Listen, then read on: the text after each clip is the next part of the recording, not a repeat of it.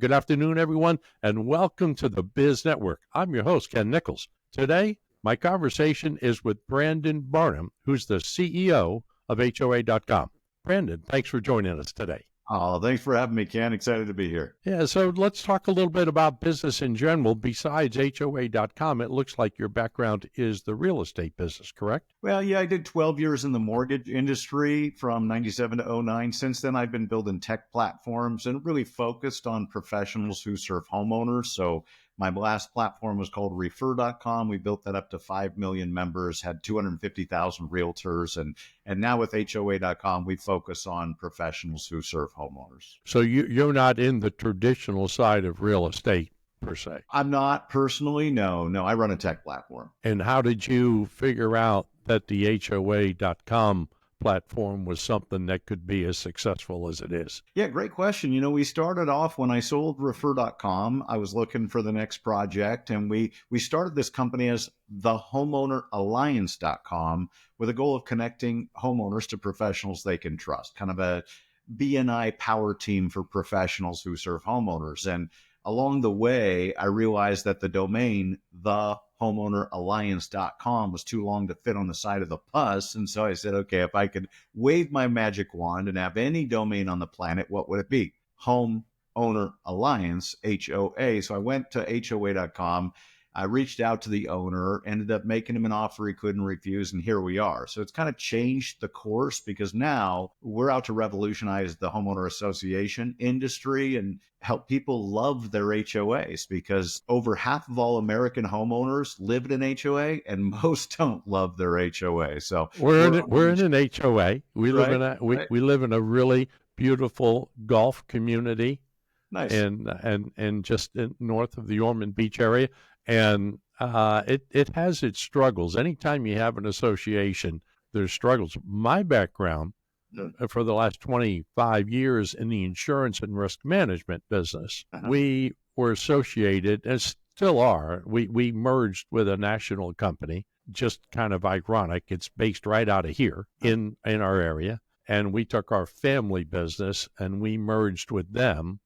And I kind of really stepped down, and my son-in-law, he stepped up because, he's the one with the grandkids, or in my case, my grandkids, his kids, and married to my daughter. And so it gives him a better platform to do business on a larger scale than we were able to do it as a family business. Sure. But we still interact with a lot of the HOA communities, mostly through property management companies. Right. So I don't know how that ties in with you, because, we find that on both the residential side, and because most of my insurance background is on the commercial side, there's also the representation there. So how does that work with you? Well, it's interesting. There's 375,000 HOAs in the U.S. And again, 53% of all homeowners live in an HOA. 65% of those are managed by a community management company, a property management company specializing in HOAs,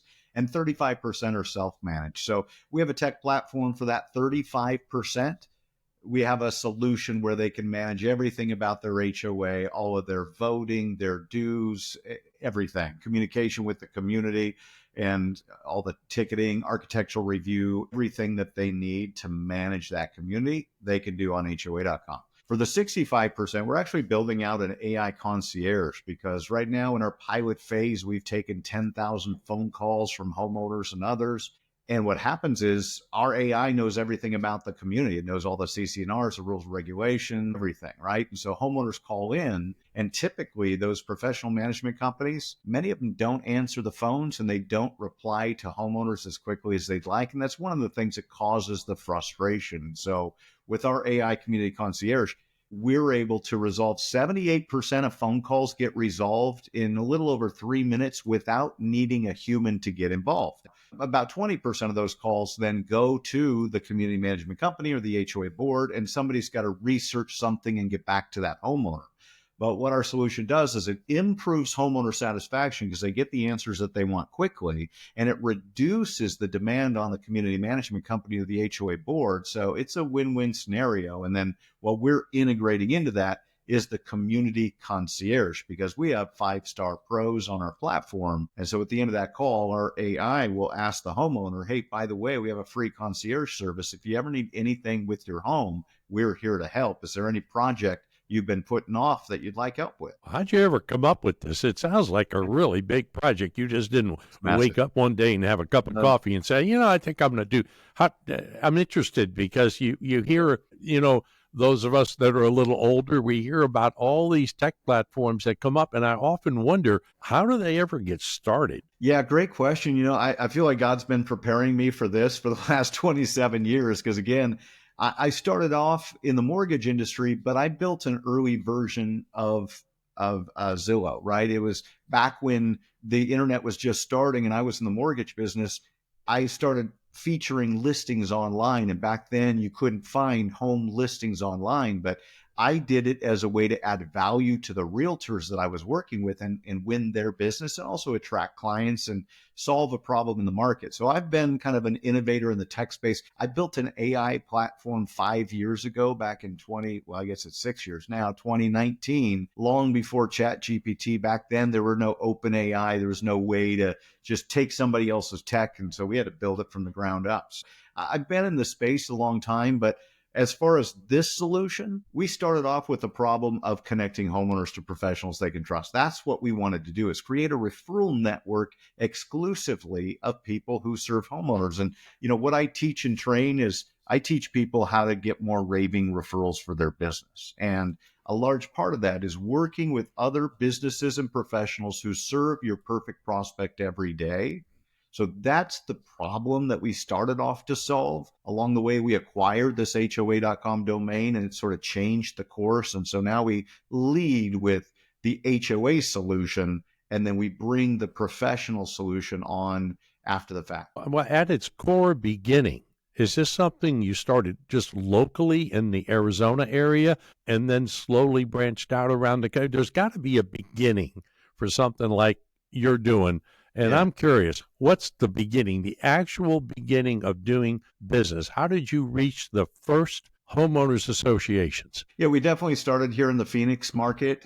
We started out just reaching out. Again, we were a professional network before we were HOA.com. So we started reaching out to professionals who serve homeowners, realtors, mortgage lenders, insurance agents, financial planners, and then all the blue collar services, the painters, the plumbers, the HVAC companies, roofers, and so forth. And so what we started doing was just helping them connect and then teaching them how to win more business together. We actually started with our initial version. This is version 5 of our tech platform. The first version was kind of an online directory. And then what we did was we featured our pros and we promoted them through Facebook groups and through, local groups. And we won them business and found them leads, and we earned a fee per lead. We don't do that anymore. People just pay an annual fee. It's $357 a year, super affordable, to be a certified pro. We do background checks, and then we have a community co-marketing platform that they can use. But when we started, it started right here in Phoenix with individual lunch and learns, and then we just grew. People would invite other people that they work with, and we taught them how to activate their referral network and really formalize referral partnerships. So that's how it started here in Phoenix. And how have you penetrated the markets across the country now through your business, right?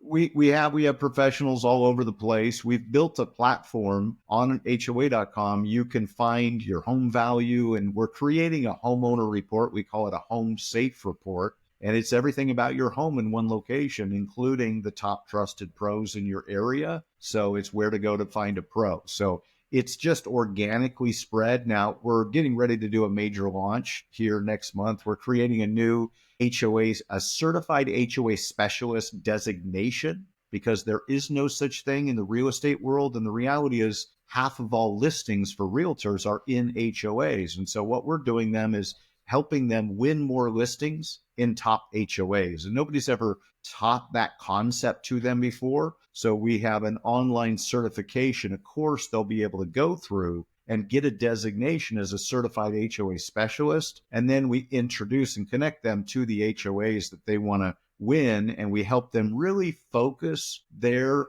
relationship building on specific communities so they can get deeply entrenched into the communities they want to serve. That's the whole unity through community concept. And so you reach out, or your company reaches out to like real estate brokers, for example, in this area. There could be real estate brokers. I don't know if you do any business in the Florida market.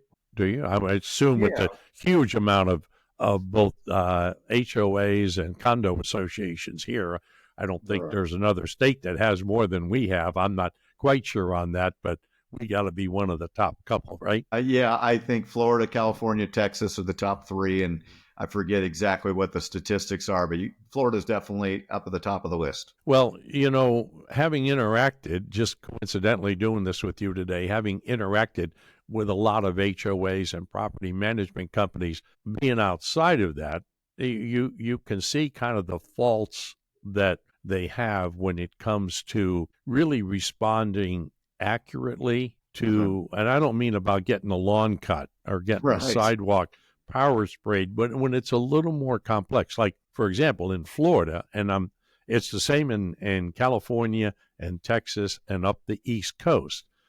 My background being in insurance, there's hardly a more complicated subject for HOAs and condo associations than insurance, Yeah, yeah, that's right. because it's not something, how can I put it? It's not something you just know about. Right, And right. I've always found that property management companies that are given that responsibility by the respective AOA, I'm sorry, HOA, I didn't say, Uh-huh. by the respective HOA, there's a real shortfall in the knowledge, and there's a real shortfall in what those people should even be talking about because they're not licensed, and Right. leading HOAs or condo associations down the road of really poor advice and incorrect advice. How do you interact with the insurance part of this? That would be pretty complex. Well, it would be, except that we're going to use AI to revolutionize how that process is all run. If you think about it, what you're talking about is optimizing the structure so that the HOAs have the right policy for their specific needs. And we believe that utilizing AI to create kind of the best practice of policy coverage based on the area and geography that they're in and the specific issues that they address, we believe that we can update the CCNRs for the different HOAs to include the things that are most important to the insurance cover carriers, and then also analyze those policies to just optimize them for everyone involved. So AI is changing everything, and people that don't really understand it don't really realize the magnitude of change that is currently happening and that's coming over the next 3 to 5 years. There's so many. I think the insurance industry is going to be massively disrupted through AI. I think the reality is that a lot of people will be shopping. We have an online policy shopping tool right now where people can plug in their information. It'll go shop quotes from the 10 top carriers and then help that homeowner really find the optimal solution for them. So I think there's a lot of opportunity to improve so many of these different areas, and we're utilizing AI to optimize it for everyone. Well, let's talk about the whole AI subject. It's kind of spooky to most of us that don't Yeah, interact with it. Now we see it entering our lives, yeah, but I mean, it just seems like it's going to take over everything, but does it really have the capability to replace the human element, the human touch, the conversation that you and I are having, and for yeah, someone to have the confidence? And again, I don't want to turn it into an insurance conversation, but yeah. everything you're saying is fine till one of my lines in the insurance business has always been, there's no problem until there's a problem. Right, right, Okay, right. now that's Absolutely. where the rubber meets the road. You can buy all the coverage you want.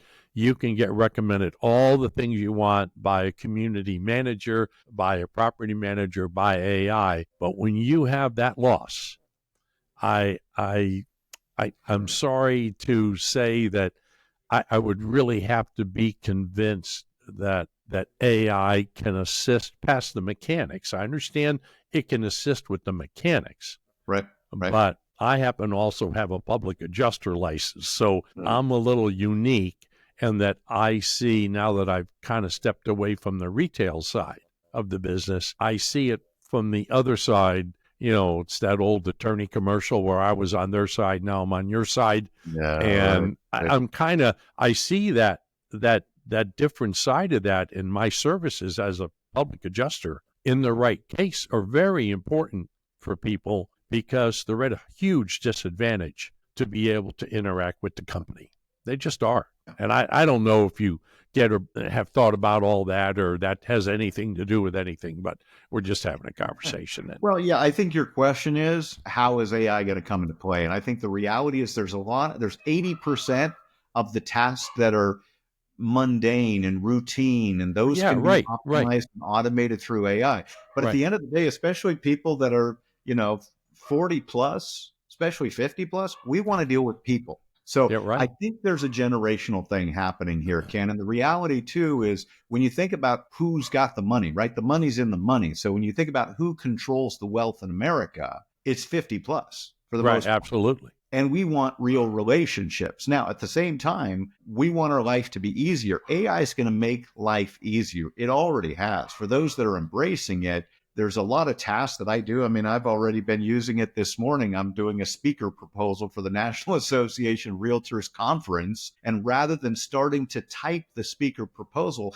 I entered in the parameters of what they're looking for and to submit a proposal. And I said, and you have to give it the right instructions, but I gave it the right instructions, and it's not perfect. But you know what? Instead of me starting with a blank page, I now have a proposal that I can customize to myself. So it saved me Okay. probably 2 hours of No, work. no. Well, I think the fear of it, again, older, Yeah. 50s, 60s, 70s. I mean, the fear of interacting with it. It's even all the things I do now for the podcasting, all the technical stuff. And I know there's AI that can be involved with this, There but is. I'm very apprehensive at this point, Okay. because when you don't understand it, you are in a little bit of fear of what might happen. And Sure. I'm one of those people, but I agree with you that why not start with that instead of a blank sheet of white paper?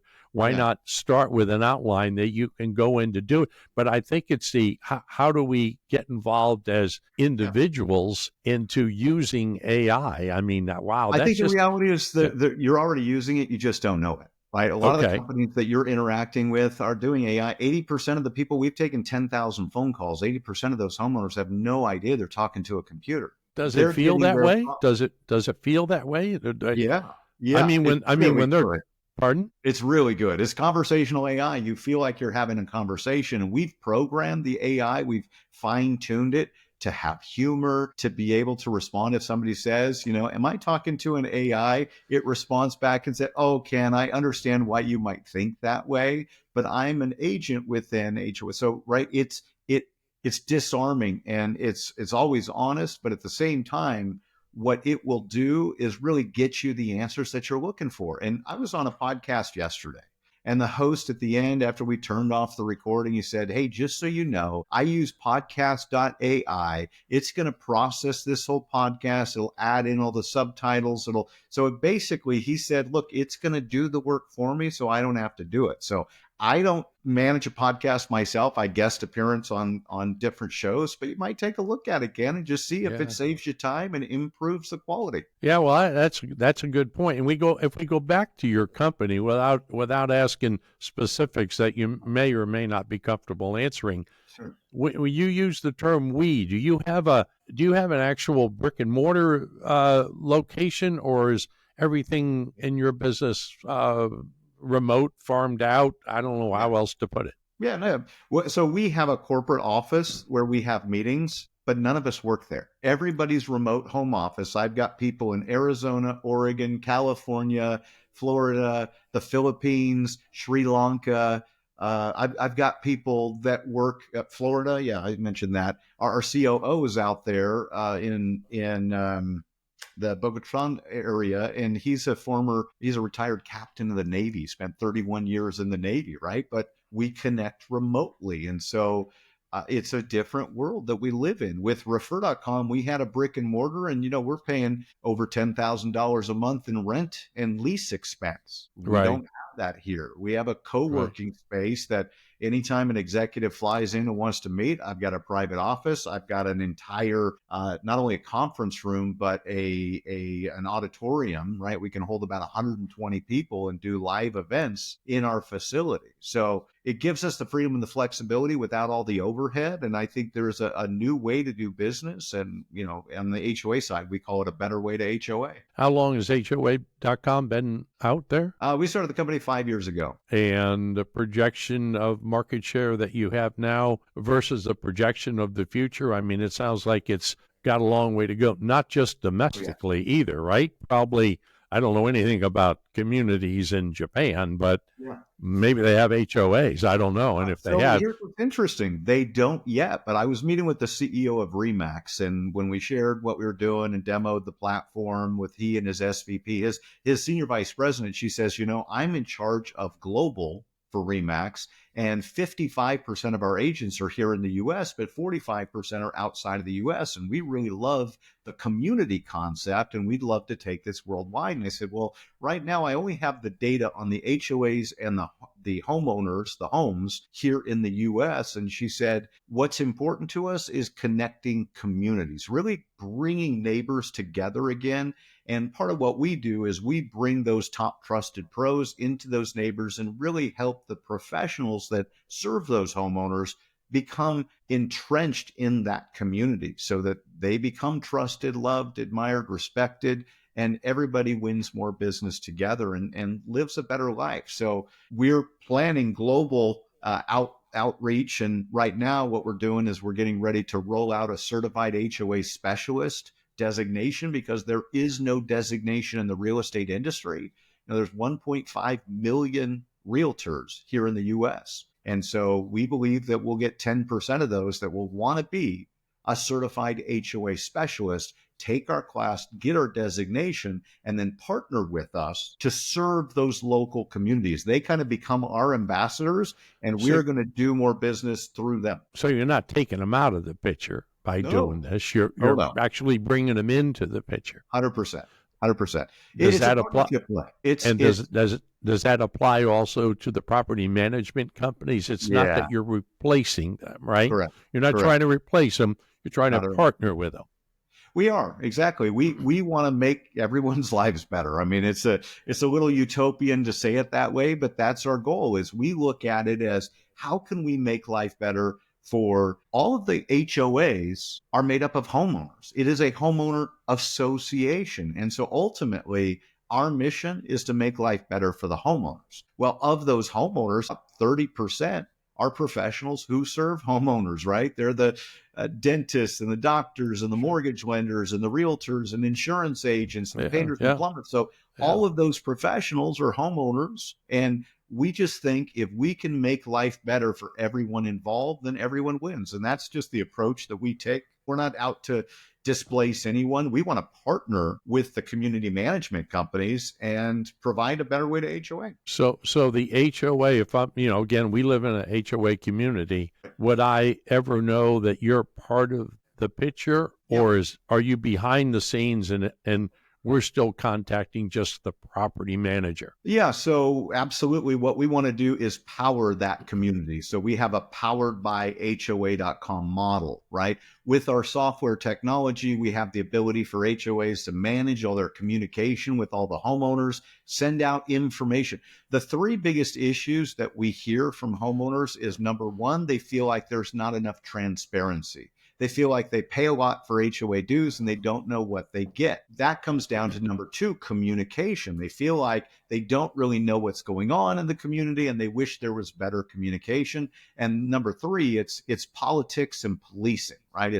It's kind of how the HOA is run. We hear a lot of complaints about board presidents and people that are in positions of power that are abusing that, or people that feel like, hey, I live in a free country, but I'm not free in my own HOA. So in creating a better way to HOA, we think rather than giving somebody a fine and a ticket because they left their garbage can out too long, what if we send them a text message, or we have our AI call them and say, hey, Ken, we noticed that your garbage can is out and we really don't want to issue you a ticket. So would you just please bring that in and text us back and let us know once that's in so that we don't have to issue you a fine? How would you feel about that as the homeowner? Well, I'd have to think about that. Again, we live in an association now, very large one. We lived in an association prior to this, and it's had its moments of disappointment. So my next thought for you is, how have you been able to measure the difference between someone that obviously didn't use your services and now they're part of your platform? Have you been able to measure the difference, the way those homeowners and those property managers and those realtors feel now by using your company? Yeah, great question. The answer is we're just starting that process. We're starting a community satisfaction survey. And what we're going to do as we roll out and we activate these HOAs is to ask all the homeowners to give us their feedback. How do they feel about their board?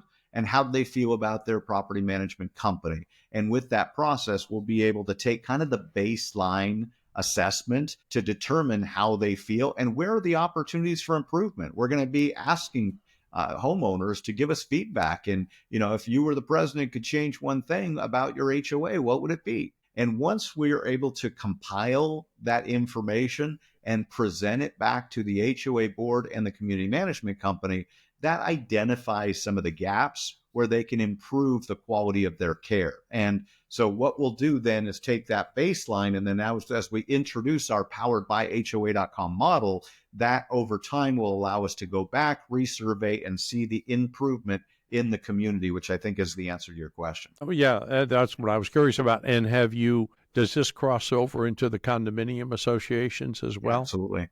You bet.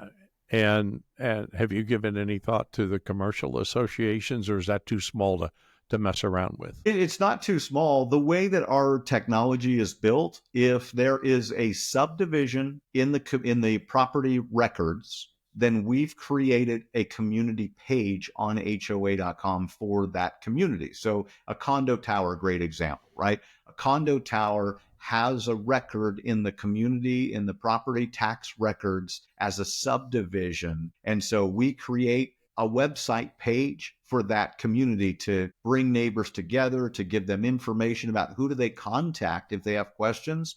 Because what we know is that there is no unified home record, right? What we're creating is kind of a Carfax for your home, if you will, one report with everything about your home in one location, who to contact. We even have events so you can find out what's going on in the area around your home. So our vision is that you've got one central place that you can access everything about your home. I mean, imagine, Ken, if you had that report and you knew in one place who your realtor was, your insurance agent, your painter, your plumber, your HVAC company. Because most of those blue collar guys will come paint your house and then they go in what I call ghost mode, which means you never hear from them again. So it's up to you as a homeowner to remember, now, who did I hire? Who was our garage door repair company that we used last time? They did a really good job. Yeah, I was just looking for mine the other day, and I said to my wife, "Who was it that I called that we needed to come out?" Because we had a little something come up, and we eventually found it. But to your point, it could be more at your fingertips. I'm certain that all these things that you're talking about are going to be really appealing to the younger folks, like, my son-in-law and daughter, and those that are in their 30s with families and 40s. I think it's a little tougher sell on the higher age groups because of that fear of, we've had to change everything in our lives, from not having a house phone to it's hard to believe that we just give people mobile numbers and all the other things that we do, the emailing and the texting. Now, personally, I find some of it invasive. Yeah. And my wife and I talk about that all the time. I love it to a point, and then it's like, I don't want any more surveys to be sent to me Sure. because I get a hamburger somewhere Yeah, or right. because I fill up the gas tank. So when I go to a store and someone says, "Can I get your email?" I tell them absolutely not. Yeah. Right. Okay, because I know to that company doing it, it's very important. And if I was in your business, I would understand it. But once you just magnify that endlessly, Yeah. I don't know even how homeowners would react to what you're doing Yeah. if it's a constant barrage of emails and text. Yeah, and it won't be, but I think what you're talking about is survey fatigue, right? You're getting Yes, survey yes, fatigue. And, yes, my mom's 80 and she didn't right, grow up with technology, and right, she really struggles when it comes to anything online. I've I've had to help her so many times that I've literally written a 5-step process that is on her refrigerator about connecting her Wi-Fi and what are these steps, because she right, called me dozens of times and it was the same thing every time. So the older generation may not embrace it as much, but my job is to make it as easy and seamless as possible and just feel natural for you. And you're right, it's generational. There's different generations that are at different levels. I've got kids in my 20s. Privacy is, they understand that there is no privacy. You and I grew up in a world where privacy was like a freedom and a fundamental right. And so generationally, people think about it differently, and it depends on where you're at. I'm in my 50s. I'm kind of in between, right? I right, want privacy, and at the same right. time, I want customization. And in order for customization to exist, they have to know some things about me. So interesting times, Ken. Well, I'm beyond the 50s, but because of my business involvement, I do keep more active with it, so Nice. it's not quite the struggle. Even setting up the whole podcasting thing, it took me like 3 months of just getting all the technical points down. So before I let you go, because I know you don't have all day, and we've been on the call about 35 minutes, what else is Brandon Barnum going to do outside of the real estate business? Because it sounds like you've got some other thoughts. I do. So my personal mission is to uplift, inspire, and empower every person on the planet. That's kind of where I live. I stay focused on HOA.com is 90% of my time. And then I have a teaching platform I mentioned, Raving Referrals, where we teach people. So I've got my 4th book coming out next month, Raving Referrals for Real Estate Agents. And that Got the pertains to just real estate or that one other is business? just, yeah, that one's just for real estate agents. I have one for the mortgage pros. I have one for dentists. So I'm building a whole line of books, a series of books. Wow, that's interesting. My mentor is Mark Victor Hansen, Chicken Soup for the Soul. He sold over 600 million books. And he said, Wow. don't write a book, build a brand. And so that's Right. what we've done. Right. I'm one of my projects, I'm enrolling certified trainers. And so I have mortgage lenders, title reps that are becoming certified to teach my Raving Referrals continuing education class to realtors. And it helps them serve realtors, get in front of rooms full of realtors. So they've got the microphone and a captive audience for 2 hours. And by doing that, we're empowering the realtors. We're attracting them as prospects and clients onto HOA.com. The mortgage lenders, title reps win the relationships and then the referrals. So it's a win-win-win structure. So, those are a few of the things that I'm mostly focused on. And then in my part-time, my project, I'm the chairman of the Christian Business Alliance. And so we're focused on creating chapters within churches to connect believers in business so Wow. that they not only fellowship, but they do life together, because it's not easy being an entrepreneur. And so we want really people to be connected with others that they can share life with and get through the process together. Well, you're an amazing guy, and I appreciate you taking the time to do this with me today. Oh, And thank you very much. And we wish you continued success. I guess I could say that Brandon can be contacted through his company website, HOA.com. So long for now. Remember, your business is the next business I want to know more about.